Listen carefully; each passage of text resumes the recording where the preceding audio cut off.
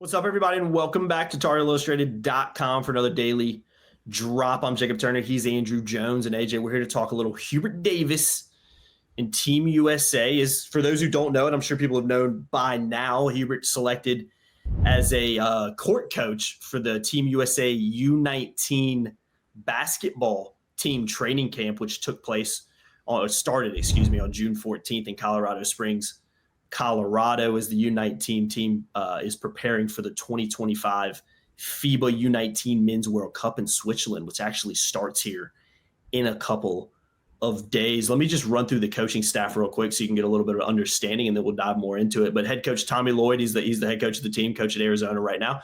Assistants Grant McCaslin from Texas Tech and Micah Shrewsbury. A lot of people recognize that name, Notre Dame head coach. And then along with Hubert Davis is two of the other court coaches. You got Nate Oates from Alabama and Mark Pope from Kentucky. And again, I know this camp has already took place and they're getting ready to head on over to Switzerland. Heck, they might have already headed on over by now. I do not have any specifics on that. Not that it really matters for this podcast, but we really just wanted to talk about, what it kind of means for Hubert Davis. I mean, when you look at the company that he's kind of surrounded by, particularly with those other two court coaches and Nate Oates and Mark Pope, and obviously the head coach and Tommy Lloyd. I mean, it is pretty good company in terms of some of the best college basketball coaches around right now. So AJ, when you heard about this coming out, because again, this came out a few weeks ago, were you at all surprised that Hubert Davis is one of the guys included when you look at some of the other guys? And more specifically, what do you think it what do you think it means for Hubert, or does it not mean much? I mean, how do you kind of look at this? Because there's been a lot of praise, and rightly so, for him getting it, and a lot of Carolina fans talking about it. But what can you kind of maybe take away from an invite like this, if anything? Yeah, well, no surprise, because I didn't have it on my radar. I didn't really think about that until it came across. And it's a wonderful opportunity for him. He's in a lot of good coaches are always soul searching. They're always trying to get better. And one way to really get better and get some other ideas to be around other coaches and to be around them in a coaching environment. It's one thing to sit on the side with Mark Pope and Nate Oates and Tommy Lloyd and Grant McCaslin and Micah Shrewsbury at a recruiting event, an AAU event, just chewing the fat, is something entirely different to be on a similar page to coach kids up, to teach them to he probably had a part in determining who the team was. I think there were 30-some kids that tried out. It's a 12-man roster, very impressive roster, by the way, very, very talented kids. And he got to see other coaches work with people. From a coaching standpoint, all he's ever known is working under Roy and now running his own program. He played for different people, but he looked at the basketball through a player's lens. This gave him a chance to look at basketball through other coaches, through their lens. A lot of stretch four guys. Nate Oates is a stretch four guy. McCaslin has had some of that. Pope is a stretch four guy. Tommy Lloyd would like that. Tommy Lloyd had Henry Vasar. Sure. Tommy Lloyd had Caleb Love. I mean, they had plenty to talk about. And Tommy's not going to tell him, he's not going to refrain from telling him stuff about Henry to learn more about his new starting center. I think this is huge. It's great for Hubert to get out and experience something different. I would imagine anytime you can slap on something that's got Team USA on it, it's a privilege. It's an honor. It gets you all revved up. And I just think the step out of the norm for Hubert at a pivotal time in his career at Carolina can only help him. I think he probably learned some stuff, brought back some things, and maybe felt reassured about some of his own beliefs. Mm-hmm. But coaches copy. A lot of coaches copy. Football coaches always copy. They're all about copying. Basketball, not as much, but especially a guy that, hey, I got Dean and Roy and even Pat Riley. I don't need anybody else. I think he does. I think he knows he does. And this is an opportunity. What'd you have? Tommy Lloyd in a regional final. You had Oates in Sweet 16 regional final? Did they? Yeah, I think they made it. They were the Final Four a couple years ago, right? When they beat Carolina, yeah. And I'm sure they did in Arizona and Alabama. They both. I'm trying to think who did you beat in the regional final? I'm trying to think maybe it's Alabama. You're talking about this past year? Kentucky got to the Sweet 16. Texas Tech got to a regional final, I believe. Shrewsbury had success at Penn State, and he's a lifer in the game. Mm-hmm. He's really good with guards. His son's a really good guard. So I think that I would love to sit around and just listen to these guys shoot the breeze about basketball. Oh God, man! Listen to them chop it up, and I'd learn a ton. I'm sure Hubert got a lot out of it as well. I think it's cool, and I think it's good because fans see Hubert respected this way. You have to be respected. Say what you will about Shrewsbury. Give him time at Notre Dame. He won at Penn State. That's not easy. So the other guys are all winners. Pope, great job at BYU. Boom, immediate splash at Penn State. I was actually, Kentucky was in Milwaukee, and the press room, the work area, is right next to the curtain where the press conferences were. And I remember listening to Mark Pope's press conference. I'm sitting there writing after Carolina's game against Ole Miss, and the first night game was Kentucky, and they won. And I'm listening to Mark Pope's press conference, or maybe it was the second game, and he was great. Mm-hmm. And I'm thinking, man, there's no wonder Kentucky fans are wearing Pope hats all over the place. Very likable. So a ton for Hubert to learn, and I think it's a great thing all the way around. Oh, yeah, I couldn't agree more. I think it is obviously a positive. And it's a little bit of positive publicity for a guy like Hubert, too, because he's someone that's, and rightly so. We've criticized him a lot. We've also, praised him a lot when he's kind of deserved it. But he's a guy that's come under some scrutiny especially over the last season.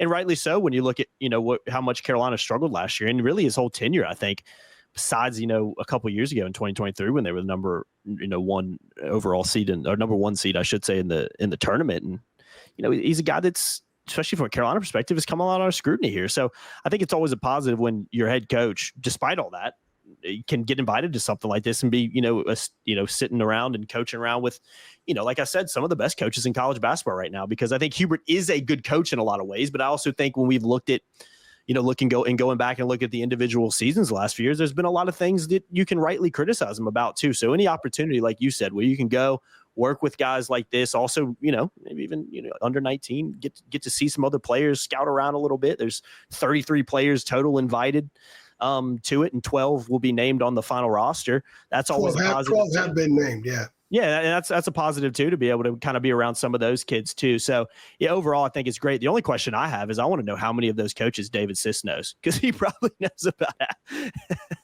As connected as he is, yeah, I'm good. I need to ask him. I'd love to know this how is a respect thing. Yeah, someone, Tommy Lloyd, Hubert, would you like to help us out? Well, if Hubert doesn't know crap, like a lot of people think, well, why would Tommy Lloyd ask him to help out? Yeah, if he was a super bad coach, he's not getting invited, trust me. He had something to offer. Exactly. He had something to offer, and I know people are going to say, oh, you guys are always just talking positive about Hubert. Remember the podcast we ran yesterday, just to bounce it out? We have to bring this up all the time. We have to, yeah. We have to try to balance because of the different eras that we get. I think it's a cool thing, and kudos to Hubert. And when we get a chance to talk to Hubert down the road, it would be really cool to find out some of the things he learned. Absolutely. Absolutely. I think, one question we'll never get it because we're not going to ask. I'd love to ask someone like Tommy Lloyd if he's really in charge of kind of picking the other coaches. Like, what attracted you to pick a guy like Hubert Davis? Because you think about it, obviously they know each other from coaching and, even going deeper with the Henry Vasar kind of thing. But I mean, these are guys that on the surface, one's at North Carolina and guys all the way across the country at Arizona. They don't play each other very often, if ever. You know what I mean? So it's not like they're all in the same. They're all in the same fraternity. Yeah, exactly. So it is. I would love to. I'll never get an answer, but just love to know what kind of appeal to him about picking a guy like Hubert. You know what I mean? There's that Robert De Niro movie with what's his name? Leonardo DiCaprio. Oh, Leonardo DiCaprio. Yeah. Yeah. He says, I know a thing or two about a thing or two. These guys all know a thing or two about a thing or two across the fraternity. So I think that would be pretty cool to find out what he says. But also, one of my things about Hubert is got to get off to a faster start. You got to get to know your team quicker. Yeah. Well, Mark Pope had a team of all new players last year. Mm-hmm. Coach, how did you get to know your team so quickly and get off to such a good start? Nate Oates, his teams are always off to fast starts. Coach, how do you get to know your team so fast, get off to fast starts? Tommy Lloyd, same thing. Grant McCaslin, same thing. Only positives can come from this. Exactly. You can get a lot out of it if you go into it with that mindset too, of picking coaches' brains and having conversations like that, and not just, I'm here to coach these kids for a few days and I'm jetting back off to North Carolina. You know what I mean? It's, if you can take advantage of it like that, oh my God, there's so many, learning, things you can learn and bring back with you to North Carolina that will benefit you. Because let's not forget too, AJ, we've talked about this before, but I think this kind of goes under the radar a little bit too. Hubert's a guy that he's still learning, man. I mean, was he going to his fifth year as a head coach, and he's 50 plus years old? He is a guy that's still learning on the fly. So all of these experiences, as long as he's taking full advantage of them, there's no reason to believe he's not. Yeah, I was going to say that a minute ago. He's still on the learning curve, and to have an opportunity like this while you're in your, and I know people can say it shouldn't be. It's not a learning curve job. Well, it was a learning curve job for Mr. Smith. Yeah, I don't know. It's a long time ago and all, but it's true, though. Think of, just keep this in the lane that Hubert in this position has to do this is only a positive. There are no negatives to it. Only positives, no negatives. So no negatives allowed on this one. You can do your negative stuff. Positive vibes only. Not this one. This is positive vibes only on this one. We're trying to keep it. And yeah, again, I agree. Yeah, I agree. I think there's only positives to take away from this. But we'll get out of here. Apologies for all mic issues in the beginning. You probably didn't even notice it, but I noticed halfway through that this microphone wasn't selected on StreamYard, so shame on me. It's the second time I've done that in one of our recent podcasts, so I've got to be a little bit better. That's an AJ thing. If you guys watched our roast of me, that's an AJ thing. Well, what's funny, AJ, you bring that up. That was the other time where about the first 5 minutes, I didn't realize it. My microphone wasn't selected. It just, more people need to go watch that. They need to watch the thing about the 11 years of basketball. I got the Brady Manick story. I got the locker room story from 2016 juxtaposed to the next year. Got some good stuff in there. And for football, got some Larry Fedora stuff. Got some good Larry Fedora stuff. Some good stories in both, man. Go watch those. Again, they all came out. The last three of our last four drops were essentially kind of taking a trip down memory lane, and one of which was with everybody on staff or previously on staff. So yeah, go check those out after this, man. 100%. Yeah, they roasted you. In there. Yeah, we did roast you. We did roast you. Bruce Young lied. I'm not a terrible driver. Yeah, AJ, I've been in a car with you. I can vouch for you. I've driven to a few. I've gone up to Blacksburg with you. I've done that horrific drive. The drive from AJ, you might disagree. Sorry to derail this real quick. I think the drive from Raleigh to Atlanta is one of the worst drives in the country. It is the longest drive of all time, even though it's really not that long in the grand scheme of things. And it's a horrific drive. I did that one with you. I mean, I've had much longer drives before, but that one, I'd rather have each of my 7 layers of skin peeled off one by one. I'm telling you, man, I've driven to Florida 11 hours, and I've driven to Jersey Shore multiple times, which is I drove Bruce to Miami back in the day one time. I drove to Notre Dame one time. That was the Tucker story. Yeah. I drove to Syracuse one time because I was so sick I didn't want to get on a flight, and my brother drove with me and drove part of the way, and we went to Syracuse, covered a basketball game, turned around. I actually stopped in the Baseball Hall of Fame in Cooperstown too. Of course you did. And you'd rather do all 3 of those again than drive to Atlanta. I've driven to Memphis with Brett Friedlander in 2017 when Luke was a hero. That could be a pretty drive. You probably saw some cool stuff on the way. Yeah, that's not too bad. A lot of it was night, but Atlanta, I can't stand driving in Atlanta. It's one of the worst. I can't stand that drive. I know other people have vouched for that too. I'd rather get electroshocked every 15 minutes than drive. Yeah, I've driven down there for a couple of games. Like when Carolina played them to start the 2016 season, Mr. Trubisky's first game as a start. I was in the Georgia Dome for that one, and I feel like I've been down there a couple more times too. I saw Braves games when I was young. You went with me down there for Georgia Tech. Yeah, that was the Georgia Tech game back in 2019. Yeah, 2019, I believe. Yeah, 2019, the Georgia Tech game. Mac's first game back in the that was ATL. When players nearly ripped that fence off. Yes, I got a good video of that on the YouTube channel. Yeah, a great video of that. You should find that. We should tweet it out. I think someone might have. They were waiting to come onto the field. And I think someone bit the fence. Brian Hess was just going to have an aneurysm, screaming, getting them all fired up. And one of the players, maybe was it Walston, a tight end? Yeah, Garrett Walston. Garrett Walston may have ripped the fence apart. I think he did. I have some funny Brian Hess elevator stories too. By the way, the walk from the media parking to the stadium that day was almost as long as the drive to Atlanta. Yeah. Oh God. Yeah. And it was 1,000 degrees too. I didn't mind it as the first time because at least I got to walk through campus. But as someone who's covered God knows how many games there. Yeah, I would not want to do it. Once you see it once, I don't need to see it again. I don't need to walk through campus again. I'm good on that. Yeah, it was horrific.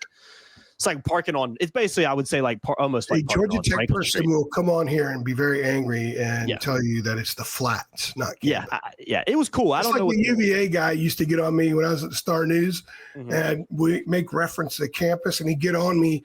He would write like 500-word letter, a printed mailed letter to the Star News. It's the grounds, not campus. Oh God!